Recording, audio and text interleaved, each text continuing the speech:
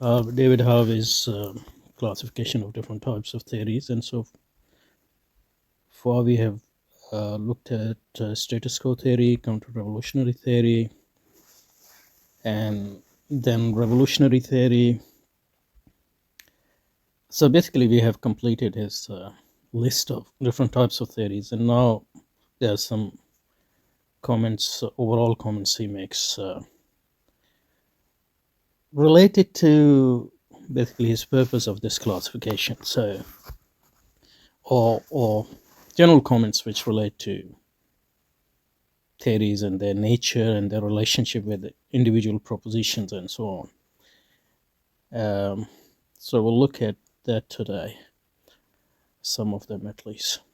Okay, let's start with the number three. Start with number three. So we start with individual propositions. So number three, individual proposition, and indeed the whole individual proposition and indeed whole theoretical structures are not necessarily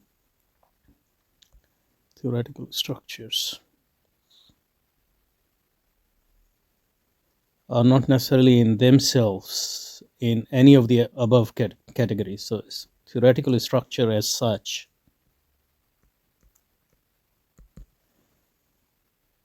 and individual proposition in themselves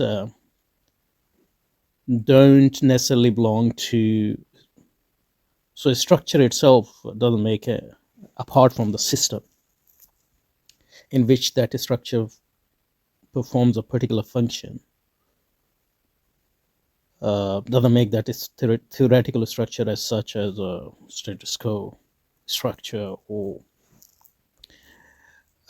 revolutionary theory structure or counter-revolutionary theory structure. So similar sort of, or even the same theoretical structures, that's what I'm understanding from this, can be used in different types of theories for different purposes. And similarly and more persuasively, I think, because I'm not sure how he differentiates theoretical structure from system, for example. But individual proposition, for example, can be used, the same individual propositions can be used in different type of theories. But when they are within a particular theory, in the context of that theory's particular theoretical structure, and they play a function with reference to the system of that theory, they may play a different function in a status quo theory than in revolutionary theory than in counter-revolution theory. So the same proposition can actually operate in three types of different theories. The proposition itself is not necessarily a revolutionary proposition or counter-revolutionary proposition. It's the function it plays within the theory or the type of theory as a whole, which makes it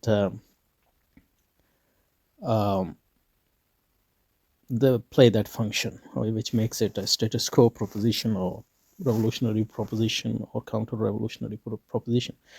So from this we learn that if you want to you can use different propositions and even theoretical structures from different types of theories, but what you have to do is to first deconstruct that theory and separate individual proposition and particular theoretical structure from the system of theory, that theory as a whole. And when you have separated it from the system of that theory as a whole, then that individual proposition might be used in a different structure and might be used in a different system and might be used in a different type of theory for a very different purpose. Obviously, some proposition might not be suitable for that. They might be related to a particular type of theory intrinsically, and similarly we can say about theoretical structure. But generally, I can understand what he's saying here. So they only enter, by they he means individual proposition and theoretical structures, enter a category that is revolutionary status quo theory or revolutionary theory or counter-revolutionary theory. So a particular structure or particular proposition enter a particular type of theory only in the process of use. So use is important here. So when we use a particular proposition in a particular situation, and we might say for a particular end in mind, that's what makes or locks in an individual proposition or theoretical structure into a particular type of theory. So if our use is to use of an individual proposition, use of an individual proposition is to strengthen the status quo, then, or a theoretical structure is to strengthen a particular system, then that is status quo theory. It will become a status quo proposition. The theoretical structure would become or function as a status quo theoretical structure. But if we are using it to overthrow the system, transform the system totally, so then individual proposition theoretical structure is functioning as a revolutionary proposition, a revolutionary theoretical structure. And if we are trying to using it just in abstract, that's according to Harvey's reading, then it is a counter-revolutionary proposition or counter-revolutionary structure. What is missing here, I don't know whether I said this before in his classification, is reform theory. So that's because I think I might have mentioned, because his revolutionary theory is basically a reform theory. So he's masquerading it as a revolutionary theory. So he doesn't actually have any revolutionary theory, and what he's calling revolutionary is basically a reform theory, because David Harvey, if you follow his work, he's a reformist. It's nothing to do with revolution really, except for rhetoric, Marxist rhetoric. But generally, I can relate to his point here to a certain extent, and we'll reflect on it in a minute. So they only enter category in the process of use. So use is important in a particular social situation. A particular social situation or context is important. So that particular social situation is the context. That's what gives a particular individual proposition or theoretical structure its function in a particular theory. But I would just add that you can't just use any proposition and any theoretical structure for any purpose. Some individual proposition might be suited for one purpose, and this is one thing. Secondly, you have to actually separate them from their function in a particular theory first. So you have to deconstruct them first in order to be able to use them. So you have to isolate the individual proposition, and you have to isolate theoretical structures and purify them of any intrinsic relation to any particular type of theory before you can use them for your own particular purpose or particular situation. That's one thing. And the second thing is, even after that, some individual proposition and some theoretical structure might not be suitable for a particular type of theory. So these are my two observations on what he's saying here at this point. So I probably should write it down so we remember them. So what he's saying is, you can use, in a particular social situation,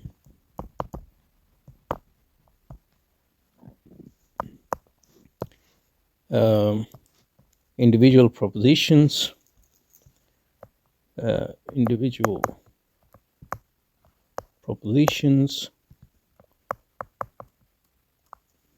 and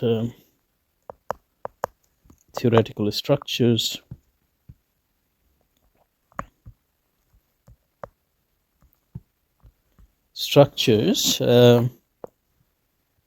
for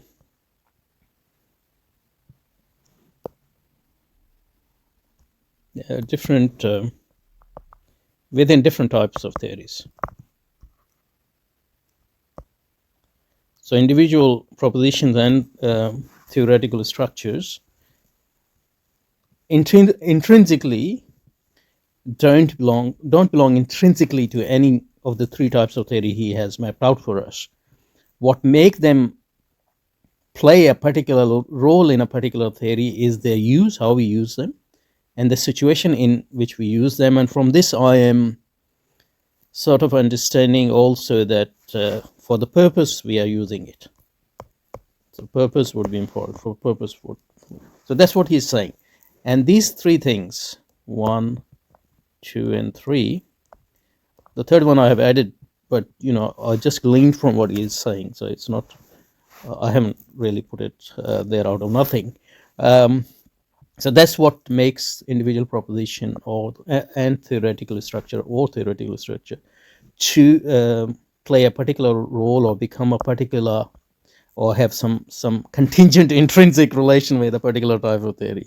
Yeah, so that's what makes them a status quo proposition or revolutionary proposition, or the third one is the counter-revolutionary proposition. And my two observations on this were that this is fine, but obviously we are talking in really abstract terms because we haven't had an occasion to consider any particular example yet. But this abstraction is important for conceptual development. So that's one of the reasons we are actually looking at this, and that's why I liked his classifications. So my two observations were: the first was that you can do that, but what you have to do is first to deconstruct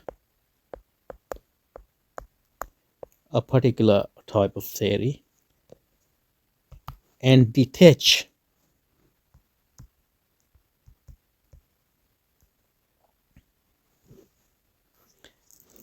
particular or specific propositions, individual propositions, as well as theoretical structures. You have to detach them from their function in a particular type of theory. And how you do that would depend on a particular proposition and particular theoretical structure and particular type of theory from which you are detaching, and particular type of theory from which you are then going to attach that specific individual proposition or theoretical structure. But you can't just pick up randomly a proposition and a structure which is used in a particular theory, especially if that theory is actually a dominant one, and just think that this will play a different role in a different theoretical structure, theoretical type, just automatically. But you would have to do some work of deconstruction and detachment and then attachment in order to purify that individual proposition theoretical structure of its lingering intrinsic, even if contingent, role it plays in a particular theory, and then you can use it in another particular system. I can give examples, but at this point I'm just trying to follow his logic.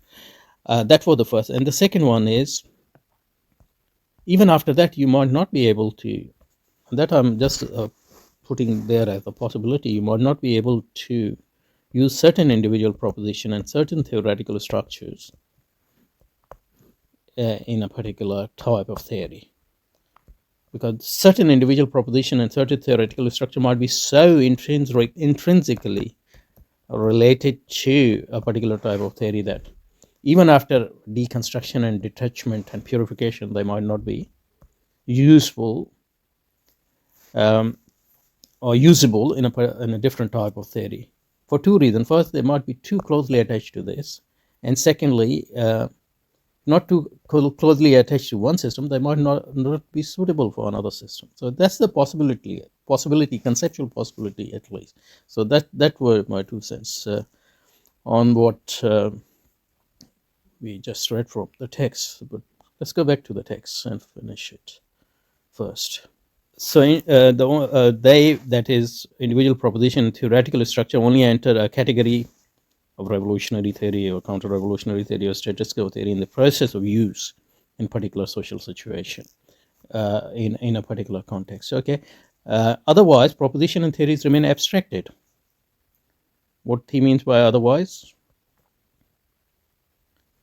Otherwise, like apart from their use in a particular situation, they are abstract, idealized, and ethereal formulations which possess form but no content. They are words and symbols merely. So those words and symbols take a meaning only in their use in a particular situation. So that and counter-revolutionary formulations are frequently kept permanently in this contentless state, because Harvey's understanding of counter-revolutionary theory is that they are just idealized theories and they don't do anything practically speaking. So they don't use any particular proposition or theoretical structures in any particular social situation, because they don't have any practical agenda. So they can say whatever they want because they don't have to do anything. So his basic idea of counter-revolutionary theory is a theory which talks about revolution but doesn't do anything. But here he is partially right and partially wrong.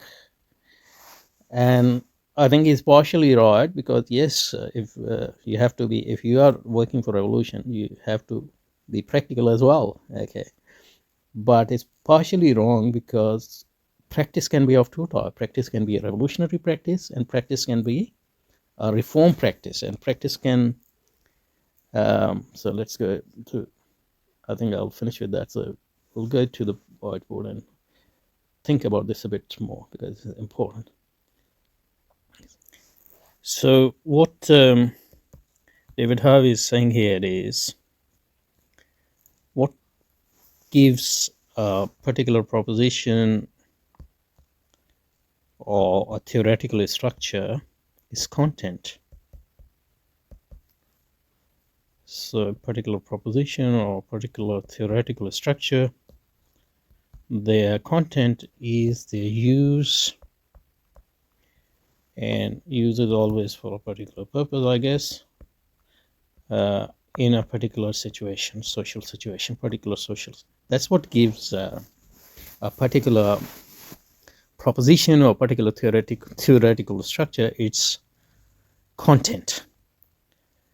And he says that otherwise proposition theories remain abstracted, idealized, which possess form,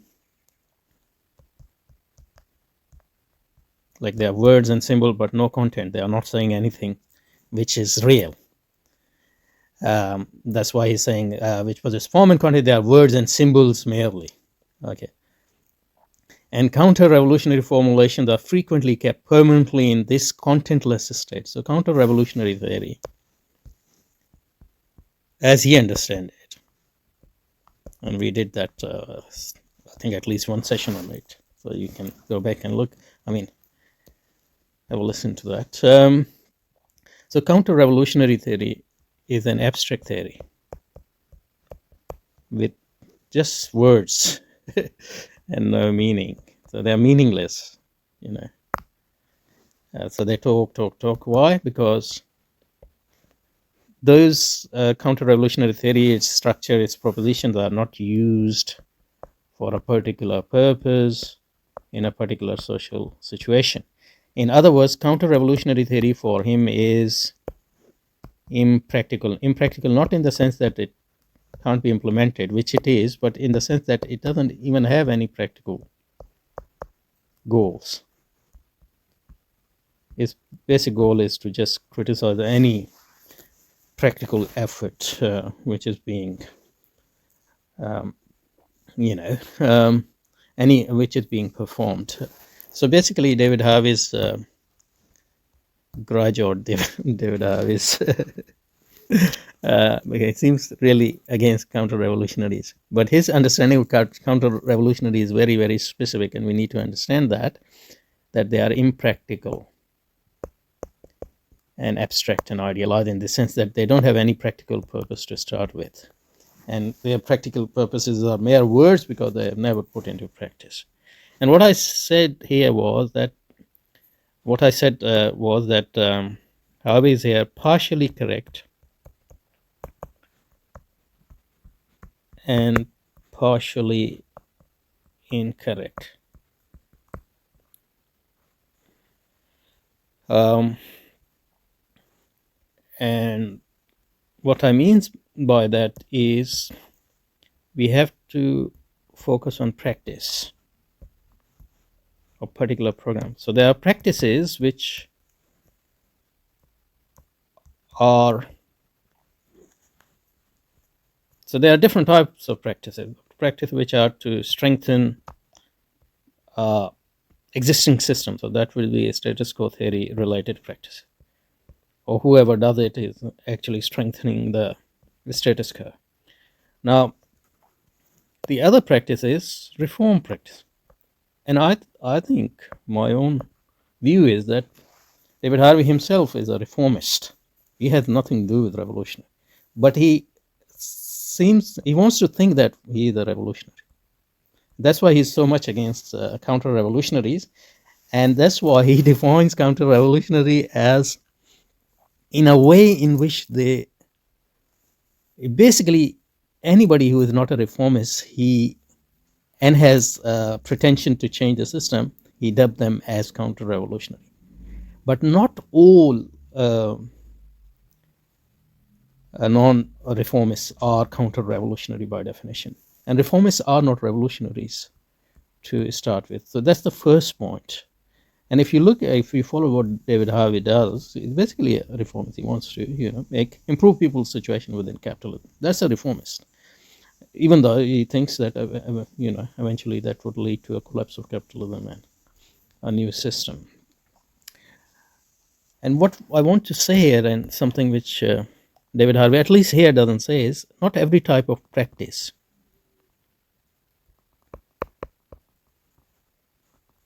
is a revolutionary practice. And he's right that not every type of practice within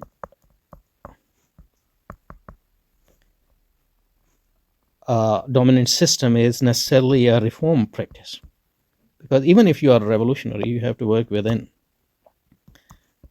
a system.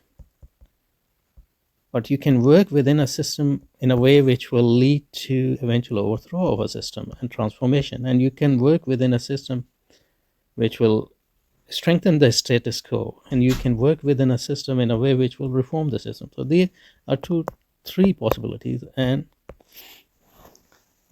David Harvey doesn't differentiate between, or doesn't even pay attention to these possibilities. And because he doesn't differentiate between these three types of practices, he dubs everybody who is not a reformist like him as counter-revolutionary. But non-reformists can be counter-revolutionary, but not every non-reformist is a counter-revolutionary. So if somebody is doing certain things with a view to overthrowing a system, he or she would do things totally differently than somebody who is doing practice but to strengthen the system, and somebody who is doing practices in order to reform the system. And it's not just that what actual practice would be different here, although the revolutionaries and reformists might be doing certain things which look similar, but they would be different with how they fit in an overall strategy. So here my little bit essential critique of David Harvey is first that his category of different types of theory is missing a reform theory, and if he had that category, he should have been able to differentiate between reform theory and revolutionary theory. And if he had differentiated these two types of theories, reform theory and revolutionary theory, he wouldn't have dubbed every non-reform revolutionary theory as counter-revolutionary. And counter-revolutionary practice doesn't just stem from being idealistic. It can, but it can stem from many other reasons. So that's my sort of critique of David Harvey at this point. So let's go back to the text. And so I had said that he is partially right on this, partially correct and partially incorrect about this. Otherwise, proposition theories remain abstracted, idealized, and ethereal, which possess form but not content, and they are words and symbols merely. Counter-revolution formulations are frequently kept permanently in this contentless state. So he's partially correct. He's partially correct in the sense that some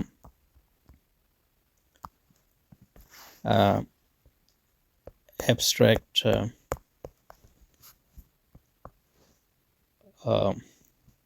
theoretical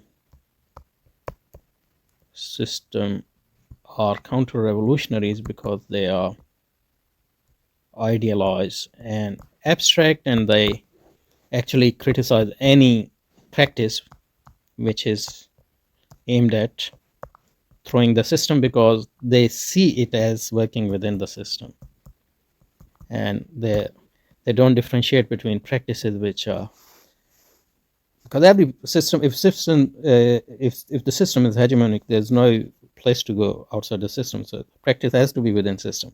But what these counter-revolutionary revolutionaries don't realize is that certain practices can lead to a transformation of system, and certain others can lead to its reform. Certain others can lead to strengthen the system. So in that he is correct. I think there are certain these types of counter-revolutionary theories with revolutionary pretensions, but he is incorrect to the extent that he himself doesn't differentiate between three types of practice. Practice which is status quo, practice, reform practice, and revolutionary practice. And especially he doesn't differentiate between practice which will lead to reform and the practice which will lead to revolution. And I think that's because he doesn't have a reform theory. And if he had a reform theory, and if he had realized that he belongs to reform theory, then he would have been able to differentiate between revolutionary practice and reform practice, and then consequently wouldn't have dubbed every revolutionary as counter-revolutionary, really. Every revolutionary criticizing reformists as counter-revolutionary. So that's my main point here. So I think this is enough for today, but let's reread this point 3 in case we have something to add before we finish. So individual proposition and indeed the whole theoretical structures are not necessarily in themselves in any one of the above categories. They only enter a category in the process of use in a particular social situation. Otherwise, proposition and theories remain abstracted, idealized, and ethereal formulations which possess form but not content. They are words and symbols merely. Counter-revolutionary formulations are frequently kept permanently in this contentless state. So I think that's enough. So we'll